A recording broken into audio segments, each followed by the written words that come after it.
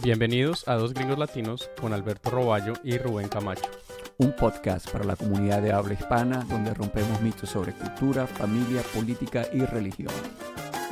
Recuerden suscribirse a nuestro podcast y darnos un like o un review de 5 estrellas. Y así pueden seguirnos y estar actualizados con los últimos episodios que salen. Bueno, 12 reglas para la vida por Jordan P. Peterson, un antídoto contra el caos. Hoy estamos en la regla número 6. Así es. ¿Cómo la traduciste? Pon tu casa en perfecto orden antes de criticar o querer cambiar el mundo. Así es, estamos iguales. Así es. Me parece interesante que es no pon tu casa en orden, sino en perfecto orden. En perfecto orden, exacto. Sí, porque esa palabra está ahí, ¿no? No es orden. Y pues yo creo que eso hace una gran diferencia en el enfoque de las cosas, ¿no? Porque pues si quieres arreglar algo como el mundo o una empresa o algo pues un poco más grande que, digámoslo así, tu mundo privado o tu mundo interno como lo es tu casa, pues si no la puedes poner en perfecto orden, al intentar arreglar o cambiar algo va a ser más grande, exacto. Súper difícil y seguramente no vas a ser exitoso al hacerlo. Realmente cuando él habla de tu casa, está hablando de ti primordialmente. O sea, tienes que ponerte en orden. El ser interno, ¿no? Exactamente, para después tratar de... Y esto es muy interesante, ¿sabes? Porque una de las cosas que tú ves de la mayoría de muchas personas que quieren supuestamente cambiar el mundo, todos estos súper revolucionarios. Los ambientalistas. Sí, exactamente. Pero cuando tú ves la vida de ellos, tú dices, wow, digo que estás empezando por el lugar equivocado. Deberías empezar más bien allá de regreso en casa a ver cómo está tu vida. A ver cómo te va ahí, ¿no? O empieza por todos los problemas que puedes tener. Sí, pero pues también tu hogar, por ejemplo, o tu escritorio, o tu oficina, o tu habitación, es un reflejo de ti. ¿Sí? Entonces, pues, y él lo ha dicho en otras reglas, tal vez tú quieras cambiar algo internamente, pero pues puede ser muy difícil cambiarlo, entonces puedes comenzar con algo externo, que es muy sencillo, muy fácil, como ordenar tu escritorio, reducir el número de papeles que tienes pendientes, algo pequeño, y ahí pues comienzas con este ciclo de hacer cambios y pues empezar a crear también una virtud, ¿no? Claro, sabes que hay una expresión, quizás, no sé, para las personas, en Venezuela no la usamos, no sé si en Colombia, que es la que tienen los americanos aquí, que es fake until you make it, que traduciría algo parecido como preténdelo hasta que lo logres. Y es bueno, ¿sabes? Porque muchas personas dicen, no, pero bueno, eso suena así como pretender como que algo no es genuino, no es verdadero. Bueno, el problema es que muchas veces cambiar no es tan fácil. Entonces, cuando Jordan habla de empieza a poner tu escritorio o ni siquiera poner todo perfectamente en orden, sino que las cosas que tengas, tantos papeles, bueno, reduce la cantidad de papeles. Haz que tu cama quede bien hecha, haz que tu mesita de noche esté más ordenada.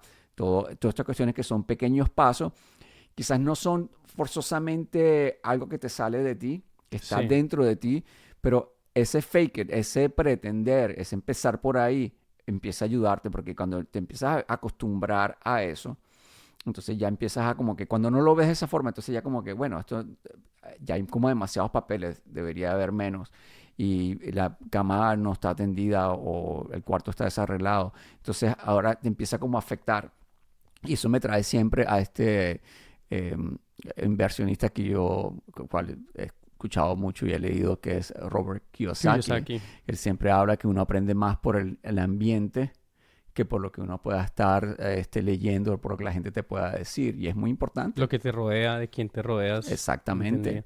Hay otro concepto que es el desatino controlado y viene de un escritor que se llama Carlos Castañeda. Ajá. Y entonces él lo que dice es que hay que tener un target, pero hay que tener algo a que apuntarle.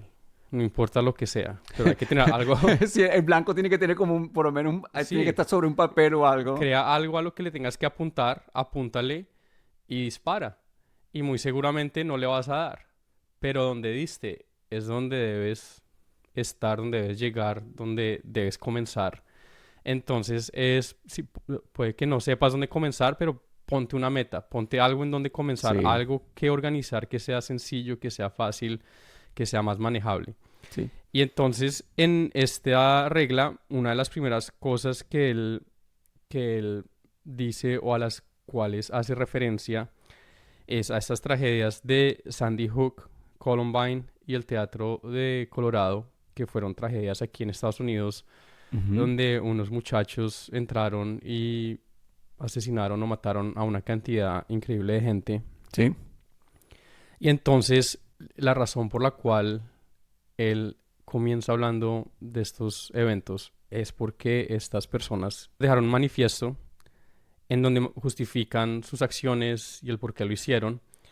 Y la coincidencia o lo que se encuentra en todos estos manifiestos es que quieren acabar con la humanidad porque encuentran que la humanidad es Corrupta, terrible, terrible, sí. es corrupta, es un asco, que el planeta lo deberíamos evacuar y dejárselo a la naturaleza y a los animales. Ujú. Pero entonces el punto de él, pues son dos, es aquí estos muchachos se están convirtiendo a sí mismos en jueces supremos y están juzgando a toda la humanidad a través de sus propias experiencias o de sus propios ideales o de sus propias ideas de lo que debería ser Ujú. y no es. Y en muchas formas, y lo hablan en el libro, es lo mismo que hicieron los nazis, hizo Hitler con los judíos. Es tú crearte y convertirte en juez supremo y El juez supremo, empezar a exactamente. determinar cómo los demás deben vivir o si tú eres, como dicen acá, worthy, tienes el valor Exacto. suficiente para estar vivo o no y te conviertes en la persona que puede establecer quién vive y quién no. em, y entonces terminas pues con algo tan terrible como el holocausto Sí, o una masacre como la que estos muchachos o hicieron. sí. Bueno, y eso también lo puedes llevar a, bueno, toda esta cantidad de cambios radicales que muchos gobiernos tomaron, especialmente Europa. Nosotros también seguimos aquí los pasos en Estados Unidos con respecto a la energía.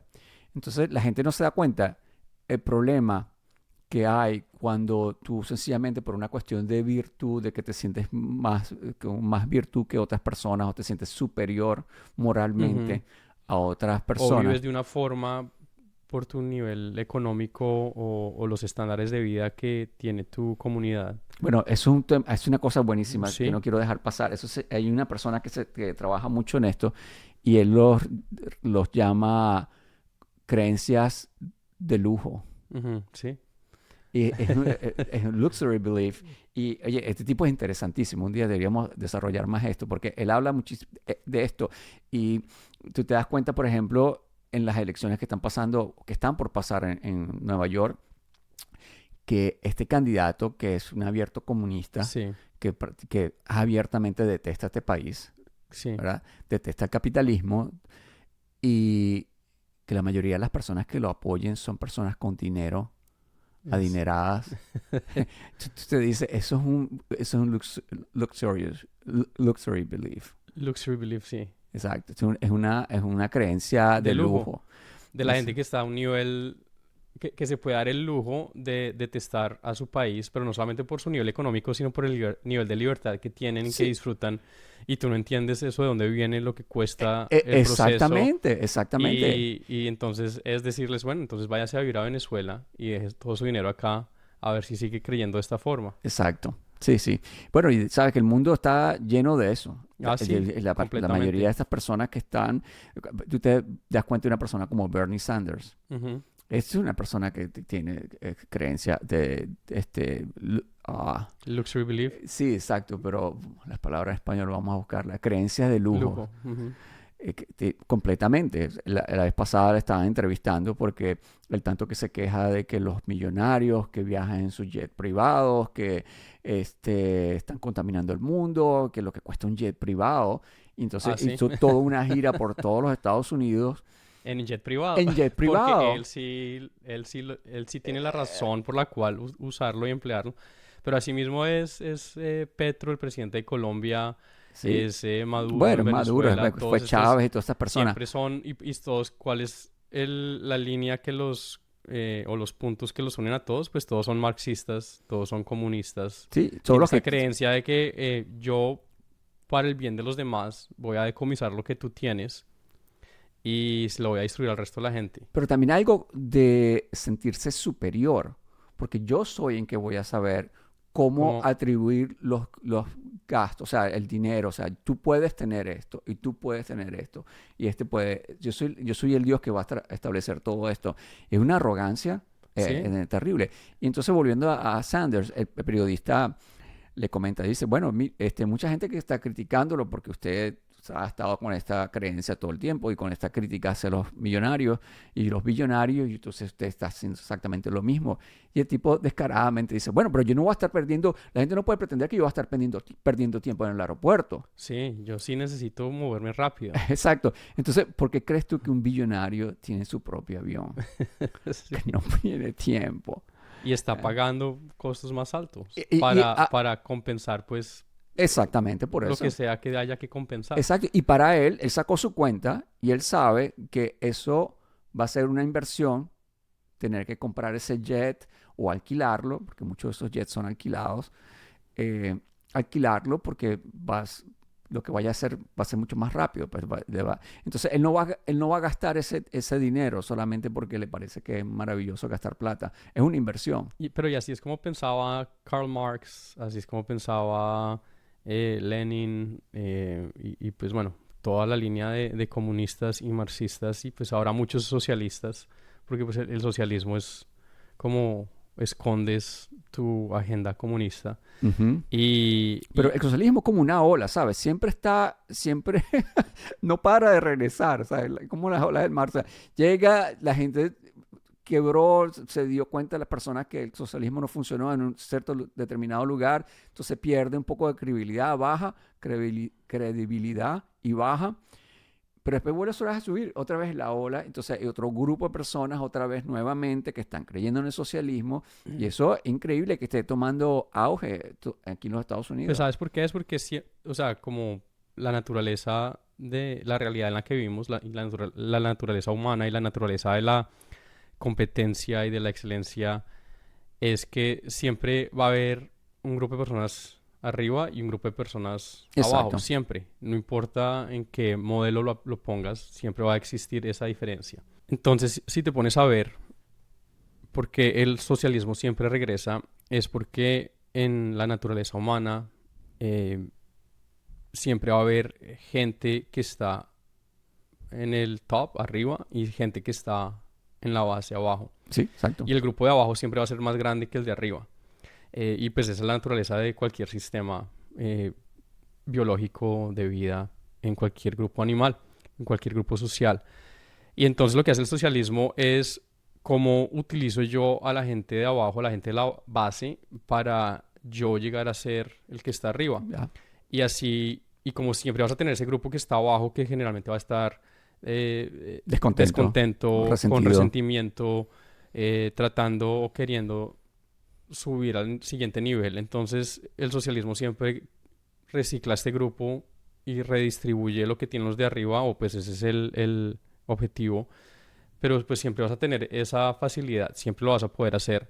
Entonces, ellos pues se han dado cuenta cómo muy eficientemente utilizar esta disparidad Sí, para mantenerse en el poder o crear revoluciones o crear división entre la gente y utilizar esta división para siempre estar arriba, ¿no? sí, Entonces exacto. Bueno, una cosa que lo he comentado muchísimo siempre es que Hugo Chávez realmente no quería a la gente pobre. O sea, el tipo tenía prácticamente como desprecio, pero él lo supo utilizar perfectamente, para llegar al poder, sí. pretendiendo que los quería y pretendiendo que iba a hacer esto por ellos y esto otro por ellos y realmente era una mentira. Eso también se une con estas personas que están pensando que el mundo está sobrepoblado, que hay muchísimas personas No en es la en el mundo, Tierra sí. y entonces están tratando de hacer que muchas personas dejen de tener hijos o inclusive, bueno, tú ves países como Cuba, países como, bueno, anteriormente la Unión Soviética, inclusive anteriormente la China, todos estos países que tienen gobiernos totalitarios, como ellos quieren sencillamente regular cuántas personas nacen. Y una cosa que... Se les convierte en un problema. Ahora es un problema gravísimo que tienen, porque no Sí, tienen suficiente gente. exactamente. Entonces la idea siempre es increíble, porque la idea siempre es como retroceder en vez de progresar, en vez de sencillamente innovar, es sencillamente tenerle primero como una rencilla a la innovación, a la creación Sí, y pretender que el a la mundo... vida. Exactamente, y entonces pretender que todo el mundo está ahí y todo el mundo se quedó, que el ser humano no puede echar para adelante. Y bueno, hemos comenzado... Otra vez, pero que- ellos no deberían tener más hijos. Pero entonces lo que yo les digo es, bueno, pues si piensas que hay mucha gente en el mundo, bien puedas. Hasta Exactamente. luego. Pero no, Exacto. este país es terrible, es lo peor. Necesitamos un comunista. Oh, bueno, pero aquí nadie te está obligando a quedarte en este país. Vete, con mucho gusto. Convierte Es su que, sueño en realidad. es que la gente no paga suficientes impuestos. Bueno, pues a nadie le está diciendo que no puede pagar más impuestos. Páguele más impuestos al departamento de recolección.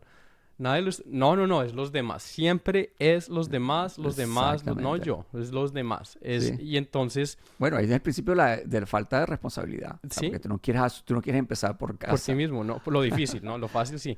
Pero entonces aquí él habla, pues pasa a hablar de estas masacres y de esta gente, de lo que hicieron y de cómo ellos se convierten en los jueces supremos y se creen que tienen supremacía y tienen el poder pues, decirle al resto de gente cómo vivir hasta el punto, pues, de quitarles la vida. Y Exactamente. obviamente en sus hogares y en su vida personal, pues todo era un desastre. Era gente que, pues, obviamente no eran los más populares en el colegio, no tenían amigos, tal vez había bullying involucrado en algún momento de sus vidas, tal vez había abuso en sus hogares. Pero entonces él habla de esa novela Fausto, Ujú. en donde el punto principal de la novela es cómo se da a entender que cuando logras obtener todo lo que quieres, te terminas convirtiendo en un demonio. Y la idea del demonio es todo lo que es opuesto a Dios. Entonces Dios crea vida y todo lo que crea es bueno. Entonces, pues que lo opuesto a eso es destrucción y muerte. Ujú. Y entonces la forma más fácil de llegar a ser como un demonio es cuando logras obtener todo lo que quieres sin ningún tipo de límite ni barrera. Y pues creo que esto también se ve o se ilustra en muchas partes de la historia humana. Sí, ¿cómo no? Bueno, una cosa que me parece muy importante es que él también menciona personajes como Solzhenitsyn y Mahatma Gandhi. Y él habla de que estas personas sufrieron en su vida por razones, pero Solzhenitsyn fue terrible, ¿no? Sí. Estuvo en el Gulag, fue, bueno, oprimido por el régimen soviético. Pero sin embargo, estas personas pudieron hacer un cambio en su vida y abandonar todo en cierta forma, ¿no?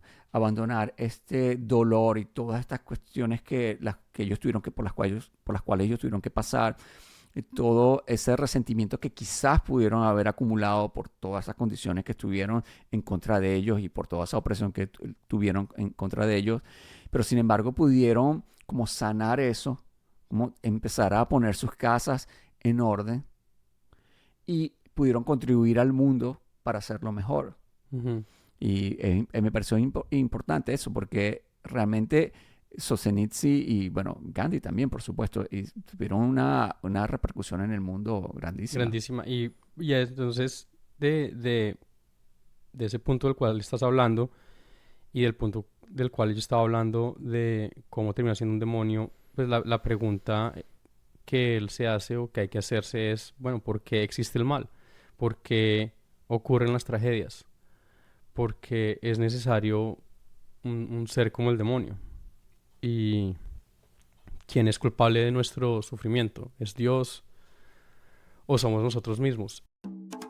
Bueno, muchas gracias por dedicarnos algo de su tiempo hoy. Ojalá les haya gustado la primera parte de este episodio. Si no lo has hecho, suscríbete al podcast para que estés actualizado. Y si te gusta, danos un review de por lo menos 5 estrellas. 5 estrellas. Para cualquier comentario, ¿dónde nos tienen que escribir? dosgringoslatinos@gmail.com.